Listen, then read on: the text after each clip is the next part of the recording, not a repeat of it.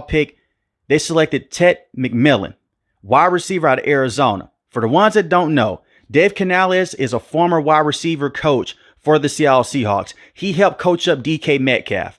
He has been looking for a big body wide receiver for quite some time now. They selected Xavier Legette in the first round last year.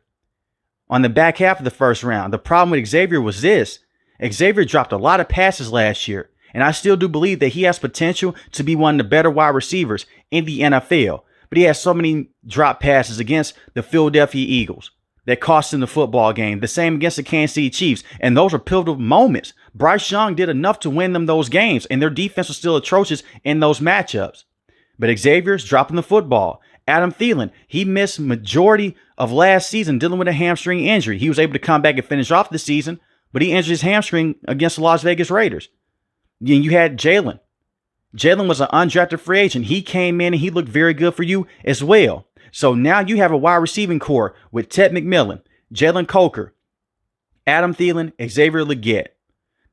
It's going to be time to move off of Adam Thielen sooner than later. And that is unfortunate. In his first season with the Carolina Panthers, a terrible season, by the way. You had Frank Reich as the head coach. You fire him at the halfway point in the season. Thomas Brown is now your offensive coordinator. He still put up over 1,000 receiving yards. They force-fed him. But Adam Thielen cannot play forever. You may question, why didn't they go defense in the first round? Because of all the things they did in free agency, and you have more picks to play with in the NFL draft. But getting Ted McMillan out of Arizona, his best feature, in my opinion, is his size, of course. He's 6'4". He's a big body wide receiver. It's his hands. He rarely drops passes. He is a phenomenal catcher of the football. Now, he's not this 50-50 wide receiver just yet. Don't think of Vincent Jackson. Don't think of Mike Evans in terms of him just going out there in 50-50 situations and just taking the football away. He has shown that he can do it in the past. It's not consistent just yet. He didn't have the best quarterback with Arizona. But this is the thing with Bryce Young. He had a lot of big body wide receivers at Alabama. That's what made Bryce Young be so great at that level with Alabama. And even when some of those wide receivers decided to leave, go over to the NFL draft, you saw Bryce Young develop that deep ball down the field and that precision accuracy to place to where only the wide receiver could get it. He did that last year with Xavier, and I'm really not trying to harp on Xavier here. He had yet another pass that went for an interception against the New Orleans Saints. The cornerback comes out of nowhere. He takes the football away, but Bryce is throwing dimes to bigger body wide receivers. So having Jalen on the field, the same with Xavier and Ted McMillan, this could be one of the better wide receiving cores in this division. And when I look at this division, you have Ted, big body guy. On top of that, you have Mike Evans with the Tampa Bay Buccaneers, and you have Drake London with the Atlanta Falcons. You're following that mold of just getting big body wide receivers that should help you out in the red zone. And I love that for Bryce Young. Get him his weapons. Wide receiver was still a huge issue from last season. And to give Xavier Legette some love here, he had 500 receiving yards on the year, 4 receiving touchdowns, averaged 10 yards a catch. Dave Canales is going to get the most out of him. He got to work with DK Metcalf as a wide receiving coach. He got to work with Mike Evans and Chris Godwin as an offensive coordinator. Let's not forget that. I know a lot of Carolina Panther fans wanted an edge rusher with this spot. I did too. I had them taking the edge rusher, but it's okay that they didn't. You go with Ted, you give Bryce Young some more weapons out there, the more the merrier. And when you look at the backfield that they have, Chuba Hubbard, he can run the football at the next level. Was one of the best running backs that you could have from last season. Had the 8th most rushing yards. He was not able to finish out the season. He was a bell cow. But you saw as the season progressed, the more wear and tear in his body, he wasn't able to finish things out. That's why they drafted Jonathan Brooks. They wanted him to be that number 2 to Chuba Hubbard. It just didn't materialize. When you look at Chuba Hubbard, 1,195 rushing yards on the year, 10 rushing touchdowns, average 5 yards a carry. They brought in Rico through free agency, 1,079 rushing yards last year, 2 rushing touchdowns with the Dallas Cowboys. He was the Dallas Cowboys' best running back. And he's going to be your number 2 back. With the 114th pick, let's just skip around here before I get to defense. They selected Trevor Etienne. He's the brother of Travis Etienne with the Jacksonville Jaguars. He's a very good running back. I don't expect for him to go out there and to be a superstar, and he doesn't have to. He could just come in and be that third down back. If Chuba Hubbard's missing time, you have Rico, who you can give the football to 15 to 20 times a game. You have Trevor. And Trevor coming over from Georgia, 609 rushing yards, 9 rushing touchdowns, just a very good third string running back. And he can catch the football out the backfield. He's not going to be a true bell cow, but you just need depth. That's a very good depth position by Dan Morgan. So I love the draft so far with the 8th overall pick by getting a true number 1 in Ted, who had 84 catches, 1,319 receiving yards on the year, 8 receiving touchdowns. He'll develop into being a star. And getting ETN with the 114th pick, that's an A+. Now, this is where we get into defense here. The defense with the Carolina Panthers, they could not stop a nosebleed last year. A lot of it was because of how bad their front seven was. They didn't have that much talent. On top of that, they dealt with a lot of injuries. So with the 51st pick, they select Nick Scortrent, defensive edge out of Texas A&M, a very good player. 257 pounds, 5 sacks last season. He can bend the edge. He can stop the run. He's going to be more so of a rotational pass rusher early on. But you look at what the Carolina Panthers have done so far. You brought in Bobby Brown, a very good defensive tackle. He's known for stopping the run. He's never going to go out there and get a lot of sacks in the season. But in terms of stopping the run and being a rotational defensive tackle, that's what you're looking for. Derek Brown missed majority of last season dealing with a torn meniscus. When he's able to play, he's one of the best interior linemen that you can have. He can eat up double teams, stop the run. Part of the reason why this defense was so bad was because he was out. And you never want that situation. Even though he's a great defensive tackle, you want to have pieces behind him. So bringing in someone like Warden coming over from the Kansas City Chiefs, bringing in someone like Bobby Brown coming over from the Los Angeles Rams, those are very good depth pieces to help stop the run in this division. You look at the Tampa Bay Buccaneers. They had a top 10 run game last year with all 3 of their running backs. They did that with Graham, running the football consistently down the Carolina Panthers' throat. Atlanta Falcons, they have Bijan Robinson, one of the best running backs in the NFL. The New Orleans Saints, they have Alvin Kamara, a very good running back, similar to Christian McCaffrey. In order for you to win in this division, you have to be physical up front, put pressure on the opposing quarterback, stop the run. So selecting Nick from Texas A&M, that's going to help out. You hope that he can be that future franchise pass rusher for you, and he can be. DJ Wonnum, he's going to be a free agent after next season, and the same with Jadeveon Clowney. There's a lot of conversation right now about Jadeveon Clowney being traded off this roster. Now, look at Jadeveon Clowney. He's older. He was never known for being a great pass rusher. When he played with the Baltimore Ravens, he had 9.5 sacks. But a lot of players with that defense, they had career years. By moving in certain defensive players, that's definitely going to work out with the Carolina Panthers. But bringing back Derek Brown from that injury, having A'Shawn Robinson on this defense as a rotational defensive lineman, that's the way to go. You look at Pat Jones. He's coming over from the Minnesota Vikings, more so of a scheme pass rusher. He's not going to go out there and be a TJ Watt, a Max Crosby, or Myles Garrett. You don't need him to. 7 sacks on the year, 1 forced fumble. He can come in on 3rd down, just get to the quarterback. These are underrated players that the Carolina Panthers are bringing in. Now, I'm not just trying to hype up these players because they play for the Carolina Panthers. You look at Warden. He had a lot of good snaps and a lot of good production with the Chiefs. Bobby Brown. He's not going to go in there and be a stat sheet stuffer. He doesn't have to be that. Just play your role, stop the run game, and help out Bryce Young on the back end. And you may say, how does defense help Bryce Young? Time possession killed the Carolina Panthers last year. Look at Patrick Mahomes. He's running around. He runs them to field goal range. Look at the Philadelphia Eagles with Saquon Barkley. Runs the football over and over and over again. They're using time possession. So when Bryce Young gets on the field, he doesn't have that much time. Let's just say the Carolina Panthers, they don't get the ball at halftime. The opposing team does.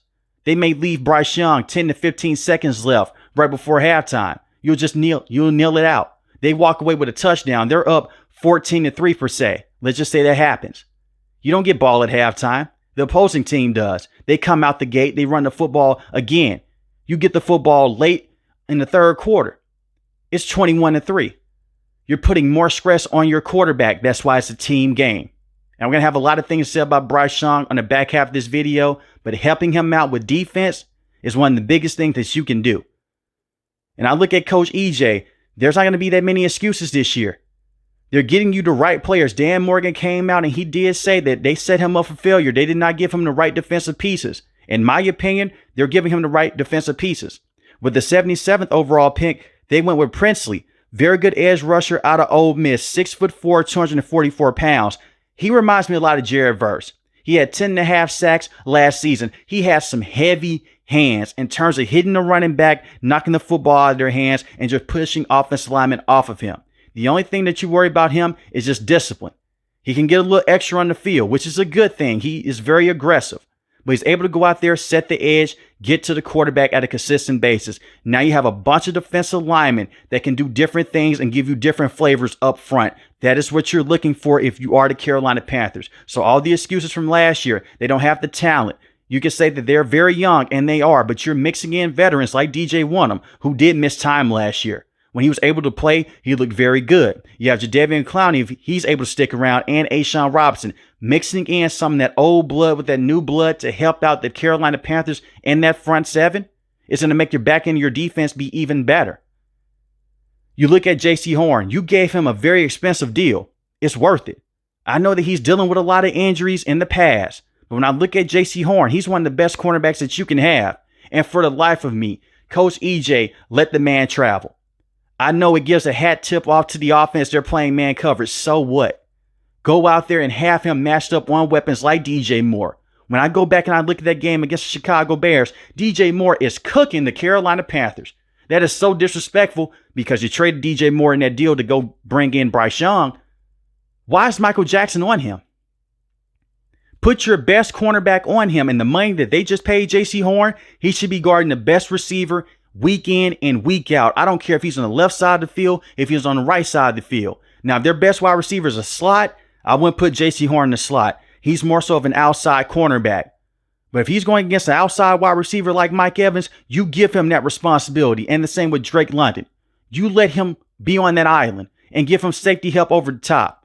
But I look at Coach EJ. He was a very good coach a couple of years ago with the Panthers as a defensive coordinator. The talent wasn't there this year. I will give you that. But certain adjustments he has to do a better job with. But getting Princely with the 77th pick, I like that as well. With the 122nd pick, they selected Lathan Ransom, safety from Ohio State. He's a run-stopping safety. You're noticing a theme here with the Panthers. They're trying to stop the run. He can do certain things in coverage. I would not put him against running backs in man coverage. Ohio State did that in a couple of matchups. He was getting burned on some wheel routes. I wouldn't do that.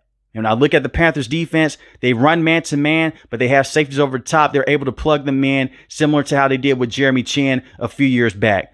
Lathan Ransom, very good tackler, 46 solo tackles on the season. 6'1", 210 pounds, 3 forced fumbles. He comes in, he fills in the need. You have Trayvon Mooring. I like him a lot at the safety position. The Carolina Panthers came out right before free agency started, and they're saying we're going to clear the safety room. We're going to bring in some more safeties that fit the system with Coach EJ and just overall better players. So getting Trayvon Mooring, that's a great step in free agency, and getting someone like Lathan Ransom who can play behind Trayvon Mooring and play alongside him, I love that deal. And Trayvon Mooring is more so of the pass stopping safety. 2 interceptions on the year, 10 pass deflections. Very good player. And I remember when he came out of TCU, he was a highly ranked safety even then. With the 140th pick, Cam Jackson, defensive tackle out of Florida. Another big body to go out there and stop the run at a consistent rate. He's going to line up in the middle of this defense. I don't expect for him to play much at edge, but you may see a situation to where Bobby Brown's on the field. He's on the field with someone like Derrick Brown. They're on the field together. They may have Warden. Then you may add in someone like Cam Jackson. They just have a very big front to just stop the run, especially in goal line situations. The way that this defense is built up front, it's perfect to go against a team like the Philadelphia Eagles to stop that tush push and to just contend against big running backs and big quarterbacks. And they have that athleticism on the outside to keep up with the opposing quarterbacks if you like to run around in this division. With the 163rd pick, they went with Mitchell Evans, tight end out of Notre Dame. 43 catches, 421 yards on the season. You could run that 2 tight end set, basically with him and JT Sanders. He's not going to come in and be a superstar tight end, but it is adding more weapons to help out Bryce Young on the offensive end. And this is where I want to end this video off by talking about Bryce Young here. I love the draft that they just had. I love it all the way through. The players they got, offense and defense. I love the Carolina Panthers draft since Dan Morgan has been the general manager. Even when they made the trade to go get Bryce Young, I agree with that move. If you find a way to go get the franchise quarterback that you believe in, go get him. Even though it costs you a first-round pick in DJ Moore, it is what it is. But you look at how the Carolina Panthers were playing last season. You look at that stadium. They had something special. It's similar to what the Detroit Lions had when Dan Campbell first came in. The first couple of years, they were ugly as hell. But I look at Bryce Young, and you may say this is not fair. That first year, I don't count it. I did the same thing with Trevor Lawrence. He was in a terrible situation with Frank Reich, a bad situation with Thomas Brown. No disrespect to those coaches. But you bring in a proven coach and Dave Canale as an offensive mind. The best that you can do with Bryce Young is to give him as many weapons as possible and hope that it works out. Look at this offensive line within the last 2 off seasons and what they have done. Ickey at the left tackle position, he played very well last season. Damian Lewis is a very good left guard. Austin Corbett, you still have him around at the center position. Robert Hunt, right guard position. Taylor Moton, who is getting older, but he's still a very good right tackle. He's consistent. You have all those players up front to help out Bryce Young. And they had one of the better offensive lines last season. The offensive line has been a major issue for quite some time now with the Panthers. But last season, they were tremendous. Even in the games that Bryce Young didn't play very well in early on, the offensive line, they gave him enough time. And you found yourself in a situation, you made a trade to bring in Deontay Johnson. You're getting a hand-me-down wide receiver from the Steelers. He didn't work out with the Panthers. You now have a culture that you're setting with Dave Canales. You're getting him his guys. Part of the reason why he wanted to take this job, he wanted to work with Bryce Young. So by going out there and getting Ted, having Xavier Legette and Jalen Coker, you're going to have some bad moments. They are still a young football team. I don't have them as Super Bowl contenders. But to see what they were able to do at the midway point in the season, all the way on, you're contending with teams like the Philadelphia Eagles and the Chiefs. And you're doing that on a consistent basis. They had a bad game against the Dallas Cowboys. It is what it is. You're going to have bad moments like that. It's ideal to not have those moments. But even the Chiefs, they'll go against certain teams where they look completely trash. Look at what happened against the Philadelphia Eagles. It happens. It's the NFL. But you want to grow with Bryce Young, give him that time to develop. You have a very good offensive line, a very good run game, 2 very good running backs. Chuba Hubbard's better than Rico, but Rico is a starting caliber running back. He's going to be your backup to Chuba Hubbard. I wish Jonathan Brooks nothing but the best, but it seems like Jonathan Brooks' career may not pan out. Having 2 torn ACLs in back-to-back years, 1 in college. Then he comes over to the pros, they rush him back on the field, and I hate that. I wish he would have just sat out his entire rookie season, but he didn't. He tore his ACL again. I hope that he can bounce back from it.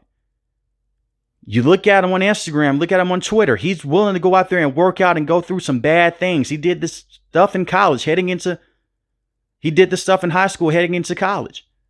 Wish him nothing but the best. The potential there with Chuba Hubbard and Jonathan Brooks is off the roof, but it's those injuries. And you look at JT Sanders before he suffered that neck injury against the Chiefs. Very good receiving tight end. The Carolina Panthers are quietly building something special with Bryce Young. And they have done this over the last 2 to 3 years. Scott Fitterer was a terrible general manager. We're long gone from the days of having terrible head coaches like Matt Rule, like Frank Reich. This finally feels different if you are a Carolina Panther fan, and I'm happy as hell if that's the case. The last time the Carolina Panthers were a major contender in the NFC, they had Cam Newton at the quarterback position. The days of going through Teddy Bridgewater, Sam Darnold, and Baker Mayfield, I want Bryce Young to work out. I'm not going to hide from it. I came on here on this channel when Bryce Young wasn't playing well, and I was beating up on Bryce Young.